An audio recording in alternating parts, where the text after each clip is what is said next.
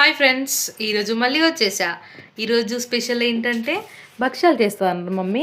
దానికి కావాల్సిన పదార్థాలు చూద్దాం మనం. మైదాపిండి, బెల్లం, శనగపప్పు, ఇలాచి, అలాగే సోంపు. తయారు చేసే విధానం ఎలా తెలుసుకుందాం ఇప్పుడు. మనం మైదాపిండి ఉంది కదా, దీన్ని మనం కలిపి 1/2 అవర్ ఉంచుకోవాలి. అలాగే బెల్లంని తురుముకొని పెట్టుకోవాలి. మన శనగపప్పు ఉందిగా, ఈ శనగపప్పుని ఏం చేయాలంటే మనం కడిగి నానబెట్టి కొంచెంసేపు ఉడకబెట్టాలి. ఉడకబెట్టిన తర్వాత అలాగే ఇలా విడివిడిగా ఇలా పొడి చేసుకోవాలి మనం. తర్వాత ఇలాచి, సోంపు, ఈ రెండింటిని కూడా మనం మిక్సీ పట్టాలి. వీటితో పాటు మిక్సీ ఇంతకుముందు చెప్పాను కదా, ఇవి ఉడకబెట్టుకున్న వాటిని ఇట్లా ఆరబెట్టిన తర్వాత మనం వీటిని గ్రైండ్ చేసుకుందాం. మరీ మెత్తగా కాదు, జస్ట్ అట్లా పొడిలాగా గ్రైండ్ చేసుకుందాం. చెప్పాను కదా ఇంతకుముందు, ఇది గ్రైండ్ చేసుకోవాలి మనం ఇలా. మరీ పొడి కాకుండా కొంచెం అలా, ఎందుకంటే తినేటప్పుడు కొంచెం వక్క తగిలితే చాలా బాగుంటుంది కాబట్టి. ఇది ఇప్పుడు మనం ఒక ప్లేట్లోకి సర్వ్ చేసుకుందాం. గ్రైండ్ పెట్టుకునేటప్పుడు సోంపు, ఇలాచి కూడా ఇందులోనే వేసేసుకోవాలి. మనం ఇప్పుడు పానకం చేసుకుందాం. బెల్లం వేసుకొని ఆ తర్వాత కొద్దిగా వాటర్ వేసుకుందాం. కొద్దిగా వాటర్ వేసిన తర్వాత కొంచెం అంతా ఆయిల్ వేసుకుందాం. ఆయిల్ వేసుకొని ఇది పాకం వచ్చేంతవరకు వెయిట్ చేయాలి మనం. ఇలా మనం బెల్లం వేసుకొని కొంచెం వాటర్ వేసుకొని ఆయిల్ వేసుకున్న తర్వాత ఇలా వాటర్ అనేది వస్తూ ఉంటుంది. ఇప్పుడు దీన్ని మనం ఇలా కలుపుతూ ఉండాలి. ఈ బెల్లం మొత్తం కరిగిపోయేంత వరకు కలిపి ఆ తర్వాత మనం పిండి వేసుకోవాలి. బెల్లం కరుగుతూనే ఉంటుంది. మనం కరుగుతున్నా మనం ఇలా కలుపుతూ ఉండాలి. చూసారా, ఇలా కరిగిపోతూ ఉంటుంది. మనకి కరిగిపోయి ఇలా పానకం అనేది వస్తుంది.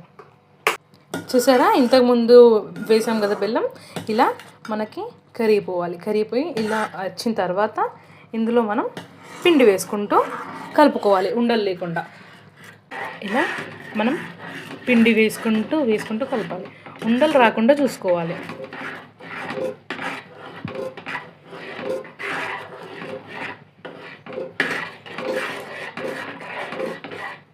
మళ్ళీ మనకు ఉండలు వచ్చిందంటే బెల్లం అనేది సరిగ్గా కలవదు, పిండి ఉంటుంది మళ్ళీ.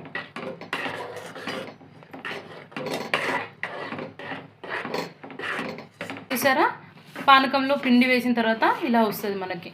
పిండి మొత్తం కలిసేదాకా మనం ఇలా కలుపుకోవాలి. పిండి తీసుకొని మనం ఇలా చిన్న చపాతీలాగా చేసుకొని పూరిలాగా ఈ మసాలా అనేది మనం వేసుకోవాలి.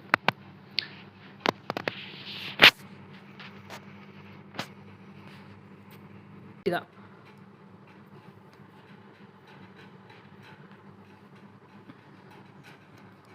ఇలా నీట్ క్లోజ్ చేసుకున్న తర్వాత అలా మనం చేతులతోనే ఫస్ట్ చిన్న పూరిలాగా చేసుకోవాలి. చేసుకున్న తర్వాత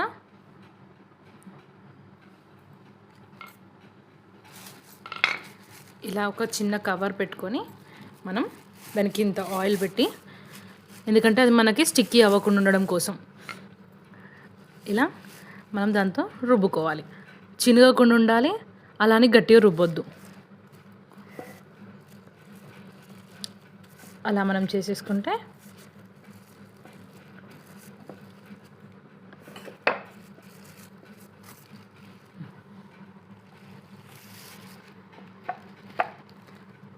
అయిపోయింది మన బచ్చా రెడీ.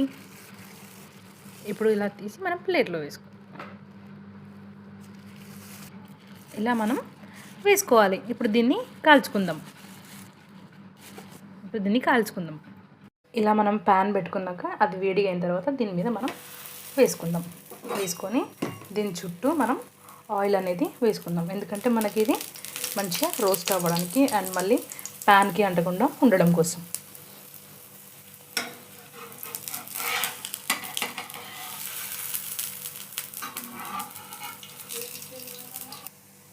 ఇలా మనం కాల్చుకోవాలి దూరగా. చూసారా, మరీ మార్చకూడదు, మారిస్తే లోపల ఉన్న టేస్ట్ అనేది చేంజ్ అయిపోయింది మళ్ళీ మనకి. ఇలా కాల్చుకున్న తర్వాత మనం ఒక ప్లేట్లో వేసేసుకుందాం. ఇలా కాల్చుకోవాలి. మన భక్షాలు రెడీ.